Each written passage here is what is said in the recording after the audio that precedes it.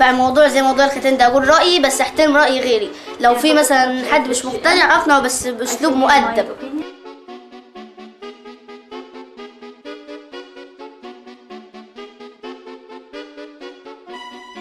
كتير في فصل التوعية وعرفت عن الختان وأضراره زي النزيف.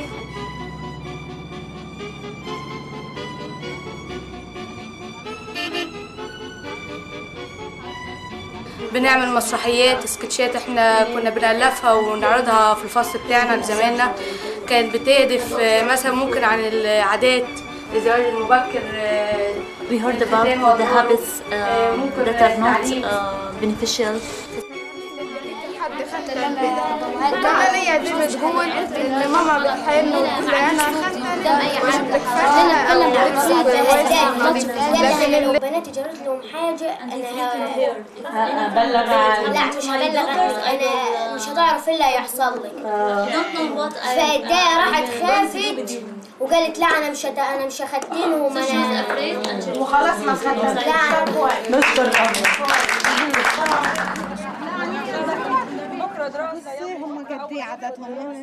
كل المناطق الحارة دي منتشرة فيها،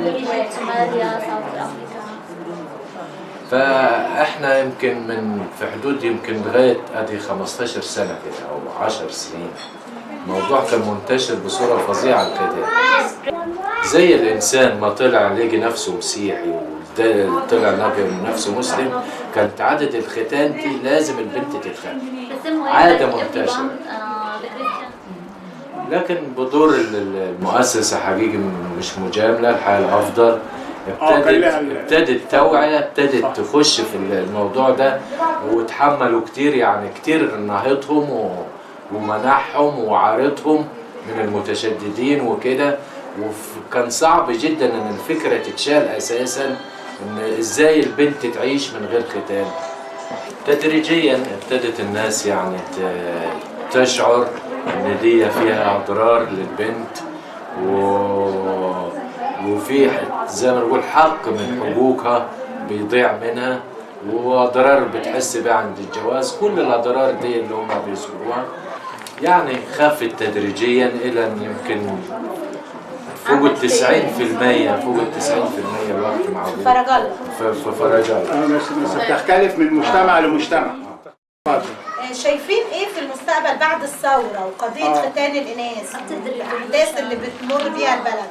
شايفين متوقعين البلد هتبقى رايحه على فين، ووضع البلد في قضيه ختان الاناث هيبقى شكلها ايه؟ هو موضوع قضيه الختان قبل موضوع الثوره، هو اصلا احنا لو اتكلمنا عن موضوع الختان مش هيكفينا جلسه ولا اتنين ولا تلاته، واخد بال حضرتك؟ لكن احنا في التغيير ده وحاليا تغيير الثوره ده ربنا بيقول في كتابه العزيز لا يغير الله ما بقوم حتى يغيروا ما بانفسهم.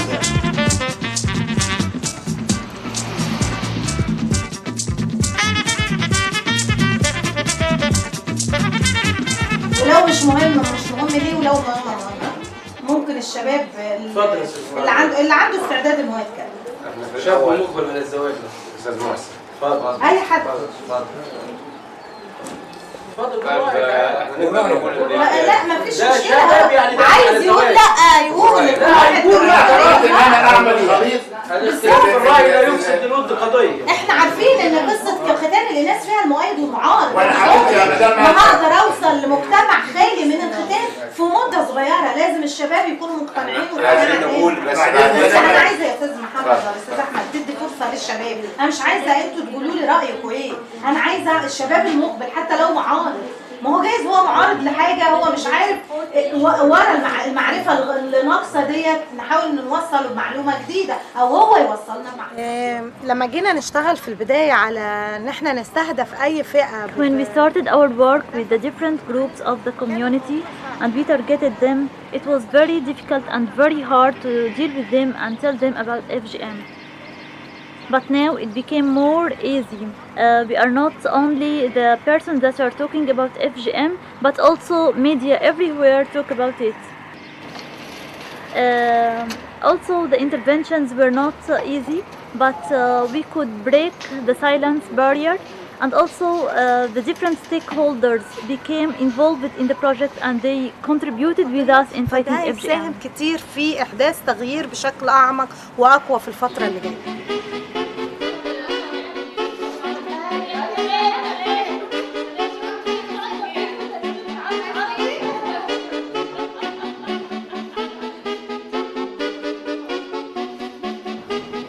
لأن طبعا احنا بنؤمن إيمان كامل بأن المرأة لابد أن تكون شريكة معنا في كل شيء. المرأة لابد أن تكون شريكة معنا في كل عمل. لأنها مكملة للراجل، مفيش حاجة دلوقتي في الوقت الحالي مفيش حاجة اسم المرأة طلعت الحق، طلعت العمل، طلعت الزراعة، بقت قاضية. حاليا دلوقتي كمان مأذونة عمدة القرية، حاليا بقت مأذونة بقت عمدة القرية. حاليا في سيدات ترشح رئاسة الجمهورية، ليه ما تكونش؟ فالمرأة بقت عامل أساسي من العوامل اللي المفروض تكون كتفها في كتف الراجل في أي عمل يتم عمله في أي مجال بالنسبة للمجالات بتاعتنا.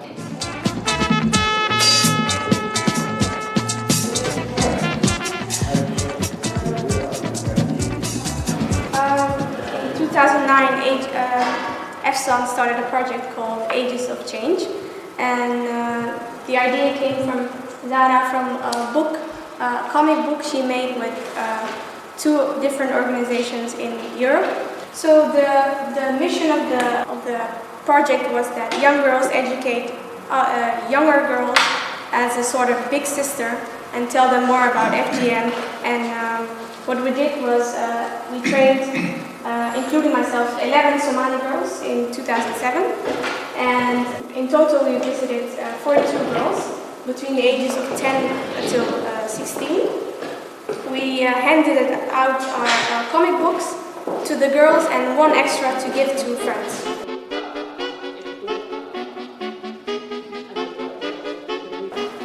في سنة 93 صدر قانون بمكافحة القتال بمعنى كل أنواع القتال الولدي، لكن التجربة أثبتت إنه القانون واحد لا يكفي، فلا يعني ده موضوع شائك وحساس، فلذلك الحكومة الولدية قررت في عام 2006 تعمل مشروع تدريبي في 6 مدن هولندية. ال6 مدن هولندية دي هم عملوا في الأول بحث. ال6 مدن هولندية أثبتت إنه دي فيها نسبة عالية من الناس السودانيين والصوماليين والأثيوبيين، نسبة عالية ساكنين فيها وهم اللي بيمارسوا القتال. بعد ذاك الناس اللي هم اللي في التنوير هم دربتهم منظمة فارس.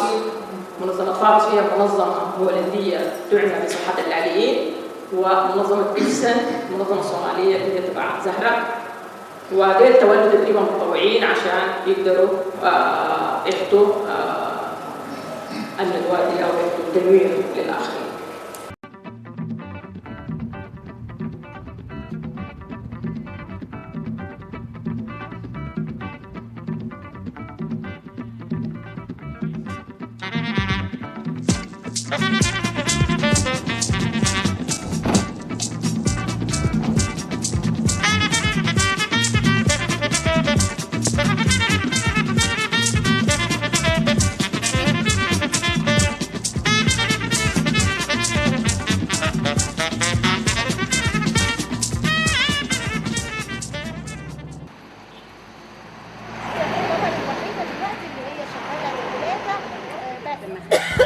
I used to circumcise girls. Around 20 girls each month. 20, 30. But when Better Life came to us and they invited us to attend the trainings, we went there and attended the trainings in Shurafa. And the religious man came and explained to us. Also the doctor made the same.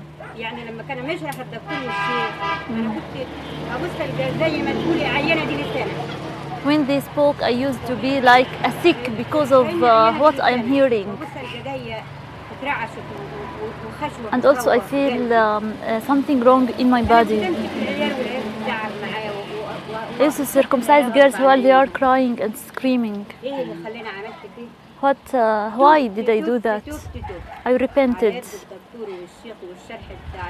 as a result of the words told by the doctor and the religious man. This is the 4th year I haven't practiced FGM at all since 4 years ago. If they try to give me money, 100 pounds, 150. This month someone told me I'll give you 150 pounds, but I told them if you give me the treasures of the world, I'll never do that again. You are Christian. Why Christians circumcise their girls? I would like you to indicate that. Why Christians circumcise? Because we used to see our grandmothers doing that. It's an old habit. So now we have a new one that we learn from Better Life.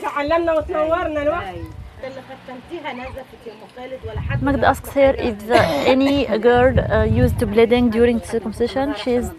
She said no. I was clever at my work. I do that better than the doctor. She asks her what kind of circumcision do you make? What are the parts you used to remove? She said the 2 lips and the organ between them. من ضمن الآليات اللي بنفكر فيها الفترة اللي جاية. Another thing is that as for the medical aspect, they have to teach doctors on FGM, and the doctor should be ready to answer any question may arise by women, not only in accepting or refusing performing FGM to their daughters, but to give them the right information that these organs are essential and beneficial for girls, and they are not should be removed. Not only for the doctors but also for the nurses. They should learn more things about FGM to help in changing the concepts of women's concerning that. يكون ليها دور في تغيير مفاهيم الأمهات في رفضهم لممارسة ختان.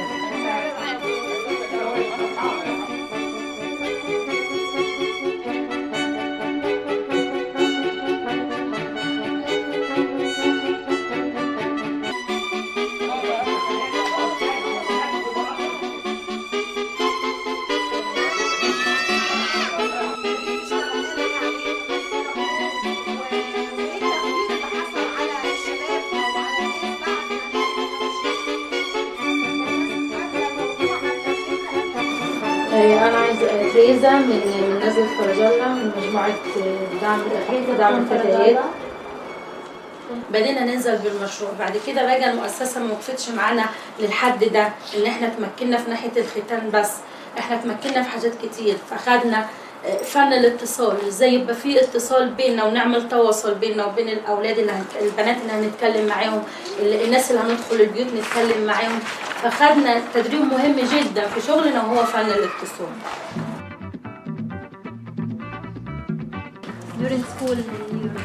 هما بيجوا لي البيت بديهم التوعية، وبروح انا لامتهم البيت كل ست بروح لها اسبوعيا. وكمان بنعمل لهم تجمعات للستات ونعمل لهم ندوات وبنجيب اطباء بيحضروا.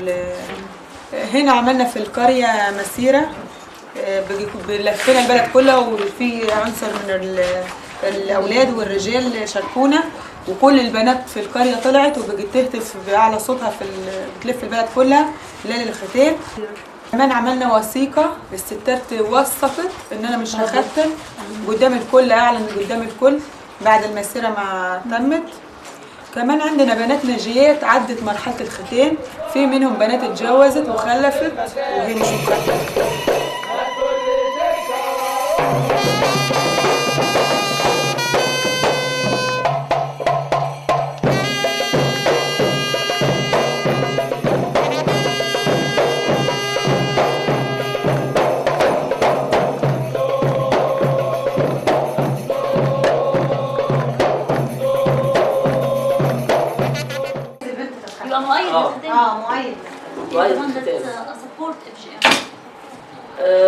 بس فطبقا للحديث الدينية وحديث عن الرسول صلى الله عليه وسلم ولازم ناخد بيها مهما كانت، حتى لو الاحاديث ضعيفه فده كلام عن رسول الله صلى الله عليه وسلم.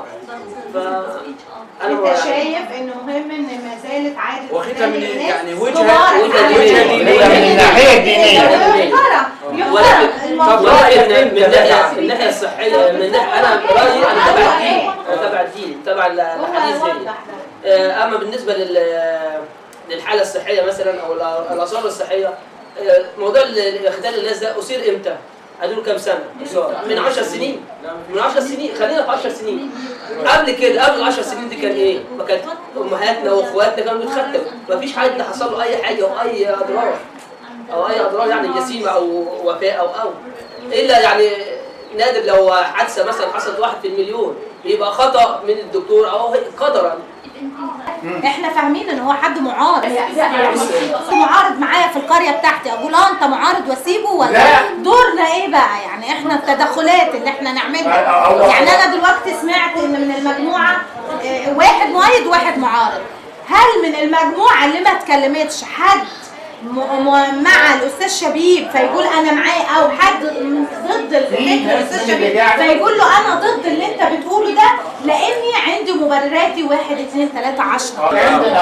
بس انا عايز اتكلم من الناحيه الدينيه، ان احنا البنت لو متربيه الباقي هتمشي على الصراط المستقيم، وحتى لو مش مختنه.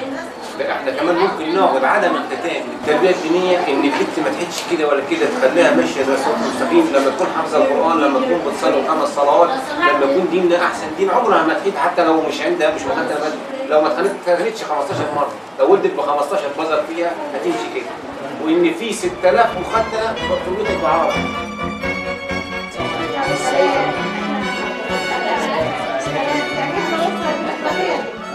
آلية تانية بنفكر ان احنا في المستقبل مهم ان نشتغل. Another mission is we try to use in the future is to let the law being introduced not only to a special category itself but also to all the categories of the society. One of them are the judges and the lawyers themselves, to have the ability to know, to have more knowledge with the existence of this law that defend the rights of the child. Because it's a very hard issue and it results in the death of many girls. القانون لكل الفئات المختلفة القانونية.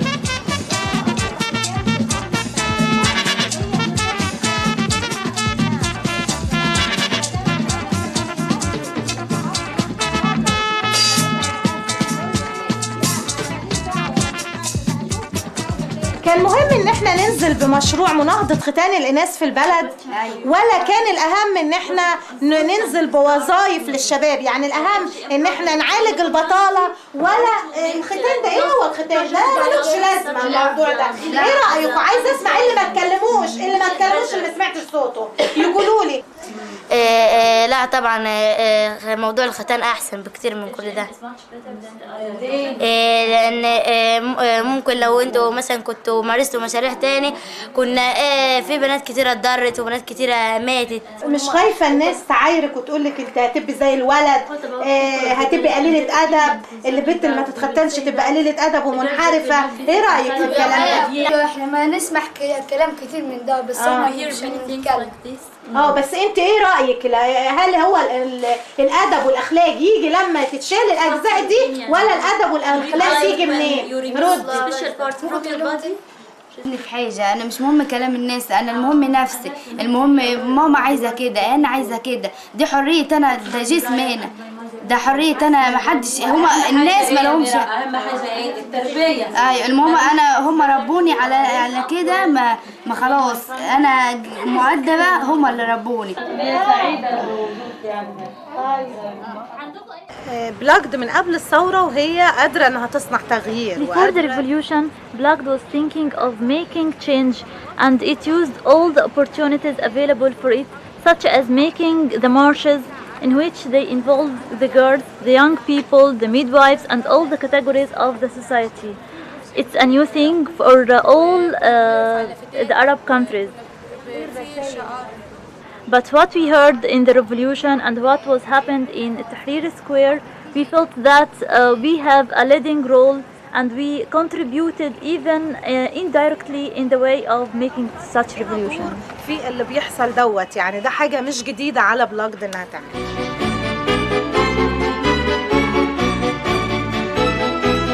سواء كان في حكومة جديدة، سواء كان هيبقى في رئيس جديد، لو كان هيبقى في whether from the new government or the new president who will have a wife, we will not depend on a person to make the change.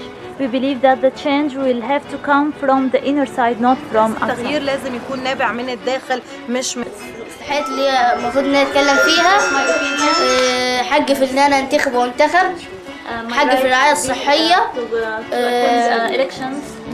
حق في المسكن النظيف، كمان ان انا بتكلم في الجوانب السياسية كمان اللي هي خاصة ببلدي، يعني مثلا زي الثورة اللي هي في مصر دلوقتي in my country, such as the revolution happening nowadays.